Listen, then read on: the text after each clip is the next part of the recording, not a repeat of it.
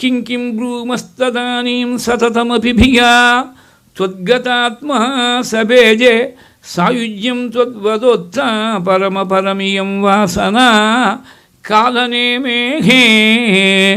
கம்சனையும் ஒரு பிராதாக்களையும் நிகிரகம் பண்ணி முதல் காரியமாக காராகிரகத்தில் நாரதர் வந்து சொல்லிவிட்டாரோனோ அந்த சமயத்துலேருந்து மறுபடியும் காராகிரகத்தில் தள்ளியிருக்காள் வசுதேவரையும் தேவகியும்.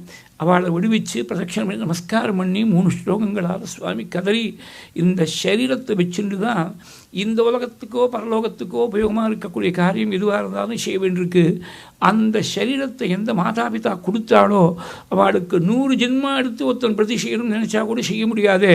சர்வார்த்த சம்பவோ தேகா ஜனித போஷிதோ யதஹ நதயோர்யாதி நிர்வேஷம் பித்ரோஹோ மர்த்திய சதாயுஷாக யஸ்தயோஹோ ஆத்மன கல்ப ஆத்மனா ச தனேன ச விருத்திம் ந தத்யாத் தம் பிரேத்ய ஸ்வமாம் சம்காதயந்தி.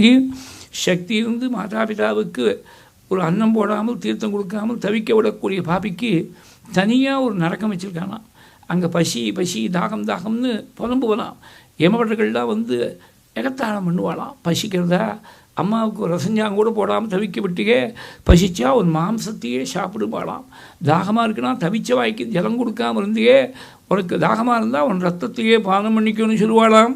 வயசான காலத்தில் மாதாவையும் பிதாவையும் இவன் ரட்சிக்காமல் இருக்கானோ சாத்வியாக இருக்கக்கூடிய பத்னியையும் சிசுவாக இருக்கக்கூடிய குழந்தையையும் வேதவித்தாக இருக்கக்கூடிய குருவையும் தன்னிடத்தில் வந்து பிரபத்தி பண்ண ஒருவனையும் சக்தி இருந்து ஒருத்தன் ரட்சிக்காமல் இருந்துவிட்டான்னா அவன் உயிர் வாழ்ந்தாலும் ஒன்று தான் வாழாமல் இருந்தாலும் ஒன்று தான். மாதரம் பிதரம் விருத்தம் பாஹாரியாம் சாத்வீம் சுதம் சிசும் குரும் விப்ரம் பிரபன்னஞ்ச கல்போ